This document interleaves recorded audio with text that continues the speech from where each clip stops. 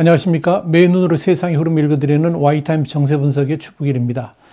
중국이 본격적으로 대만 죽이기에 나섰습니다. 그동안 이 군사적 위협을 지속해오던 중국이 대만의 민심을 흔들기 위한 무역 제재의 전주곡으로 이 파인애플 수입 중단을 결정한 겁니다. 중국 세관 당국의 마샤오강 국무원 대만 판공실 대변인은 지난 2월 26일 지난해부터 대만에서 수입한 파인애플에서 검역성 유해물질이 나왔다 이러면서 대만산 파인애플의 수입을 3월 1일부터 잠정 중단한다 이렇게 발표를 했습니다. 마 대변인은 유해 생물이 일단 유입되면 중국 본토의 농업 생산과 생태 안전에 심각한 위협이 될 것이라 그러면서 수입 중단은 생물 안전을 위한 정상적인 조치로 과학적이고 합리적이며 관련 법률과 규정에도 부합된다라고 강조를 했습니다. 중국이 이번 파인애플 수입 중단은 한마디로 대만의 차이잉원 총통을 겨냥한 민심 흔들기의 일환으로 보여집니다. 사실 대만 경제에서 농업의 비중은 2%도 되지 않습니다만은 이 대만 정치에서 농민은 아주 중요한 유권자들입니다. 특히 이 파인애플은 대만 남부 및 중부 농민들의 주요 소득원입니다. 전체 재배량의 11%가 수출되고요. 거의 전량이 중국으로 수출되어 왔습니다. 작년 중국의 대만 파인애플 수입량은 41,661톤입니다. 수입액으로 보면 15억 대만 달러니까 우리나라 돈으로 한 605억 원 정도 되는데요. 대만의 전체 경제 규모라든지 중국과 대만 무역 규모에 비한다 그러면 아주 미미한 수준입니다만은 이 해당 지역의 많은 농민의 생계에 심각한 타격을 줄 수 있기 때문에 민감한 문제로 여겨질 수밖에 없습니다. 실제로 대만에서 전통적으로 이 타이베이 같은 북부 수도권 지역은 국민당, 지금 야당이죠. 국민당 지지세가 강하고요. 가오슝을 비롯해 가지고 남부지방에서는 집권당인 민진당 지지세가 강합니다. 지금 지도에서 보시는 바와 같이 파인애플의 주산지는 가오슝, 핑동, 타이난 같은 전형적인 민진당 벨트 지역입니다. 특히 이번 중국의 금수 조치는 파인애플이 막 본격 출하하기 직전이죠. 그러니까 3월 말에서 4월 초에 본격적으로 이제 출하가 되는데 그 시기를 앞두고 갑자기 발표됐다는 점. 이게 바로 중국이 왜 이 시점에 파인애플 수입 중단 조치를 내는지 짐작할 수 있는 그런 대목입니다. 중국이 바로 이 점을 노리고 이 파인애플에 대한 전격 수입 중단을 결정하면서 대만의 농심을 흔들려고 한 거죠. 그래가지고 대만이 중국에 대항한다 그러면 이렇게 보복을 받기 때문에 차이잉원 정권을 바꾸라 이런 인식을 심어주려고 했던 것으로 보입니다. 대만의 타이베이 타임스도 파인애플은 대만 남부 농민들의 주 소득원인데 이 지역은 전통적인 민진당의 정치자금줄이라고 그랬습니다. 그러면서 중국은 이 파인애플 수입 금지를 통해서 이 지역의 여론을 뒤집고 전통적으로 반중 성향이 강한 민진당을 압박하려는 것이다. 이렇게 해석을 했습니다. 분명한 건 중국의 이런 발표는 그저 핑계일 뿐이라는 거죠. 블룸버그 통신이 보도한 바에 따르면 이 대만 농업위원회 천지중 주임은 지난해부터 수출된 파인애플은 100% 더욱 강력한 검역을 거쳤다라고 반발했다는 겁니다. 실제로 대만이 자체적으로 수출 검역을 강화한 작년 10월부터는 한 건도 유해 생물 발견 사례가 없었는데 그럼에도 불구하고 중국이 뒤늦게 수입 금지 조처를 내린 데에는 정치적인 목적이 있을 수밖에 없다는 거죠. 결국 중국의 파인애플 수입 중단은 단순하게 정치적 이유일 뿐이라는 것이 대만의 주장입니다. 중국이 이런 조치가 발표되자마자 대만의 빈과일보는 28일 대만 중화경제연구원의 대륙연구소 이 우자쉰 부소장의 발언을 인용해가지고 이렇게 보도를 했습니다.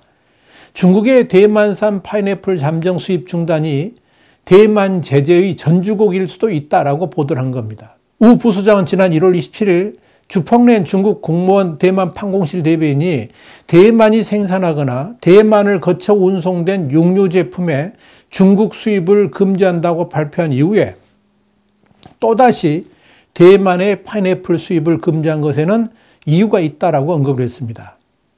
우 부수장은 올해가 중국 공산당 창당 100주년이자 14차 5개년 계획, 그러니까 2021년부터 25년까지죠. 이 14차 5개년 계획의 첫 해인데 연례 최대 정치 행사인 양회, 그러니까 전국인민대표대회하고 전국인민정치협상회의의 개막을 앞두고 대만에 대한 본격 압박에 나선 것이다. 이런 의미입니다.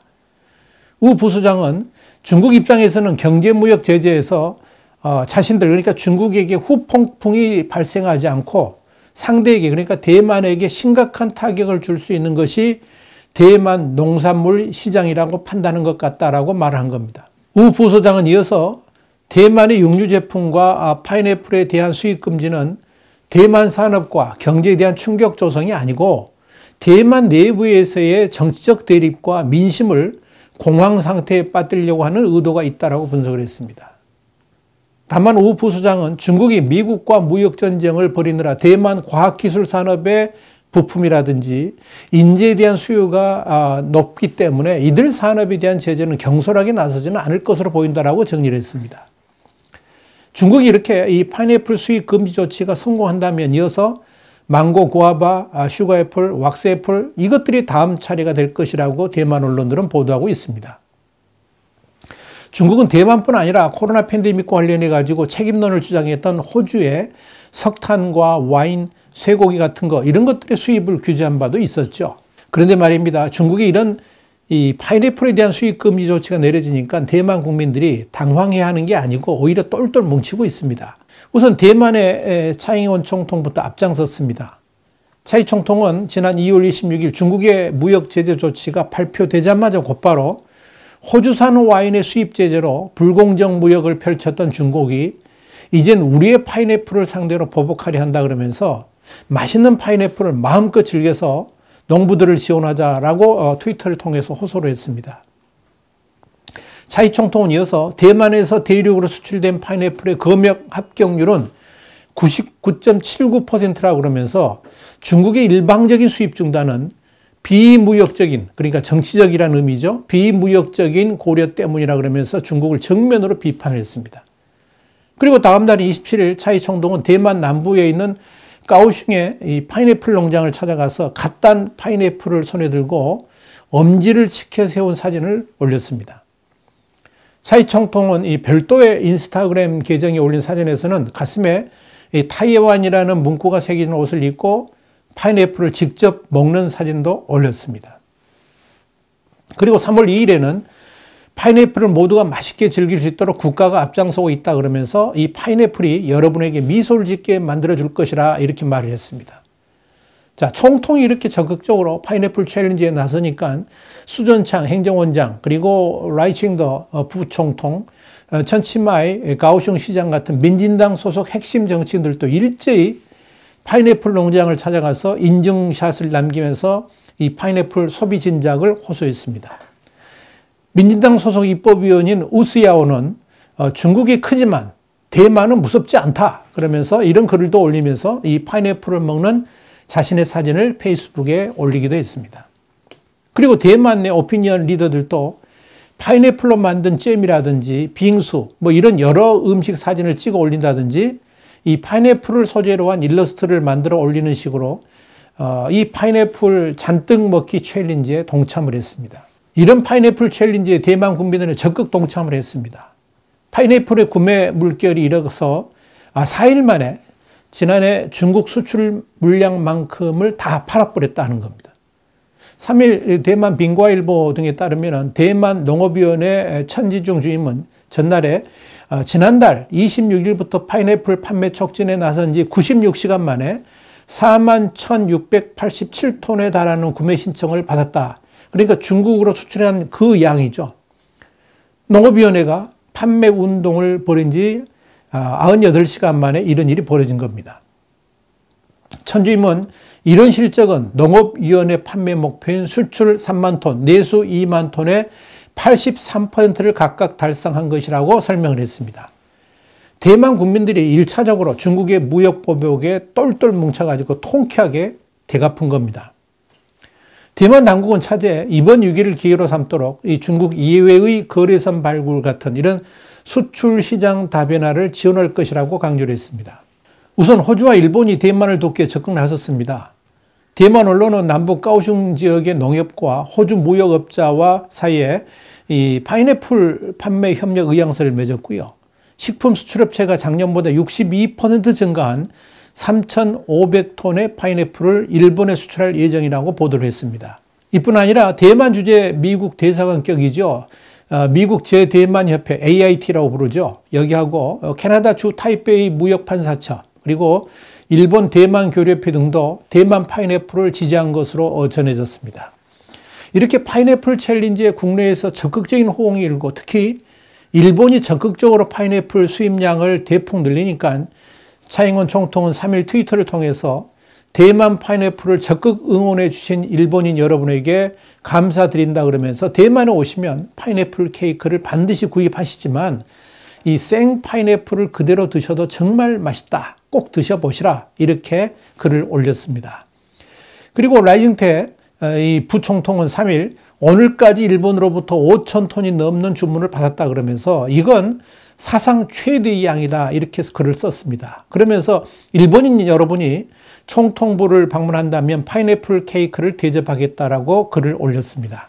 여러분, 이 대만을 흔들어 보려고 했던 중국의 태클을 대만은 보란듯이 넘어섰습니다. 통쾌하게 승리한 겁니다. 사실 대만인들은 중국의 이런 치졸한 보복이 이미 익숙해져 있습니다. 중국은 지난 2019년 8월에도 자국민의 대만 자유여행을 중단시킨 적이 있었죠.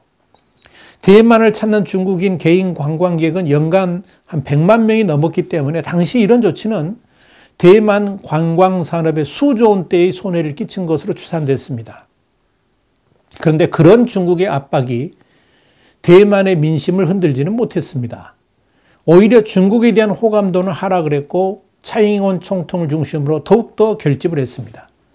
그리고 이젠 바다 건너의 중화인민공화국을 본토라는 개념이 아니고 대륙 또는 중공이라고 이때까지 불러왔었거든요.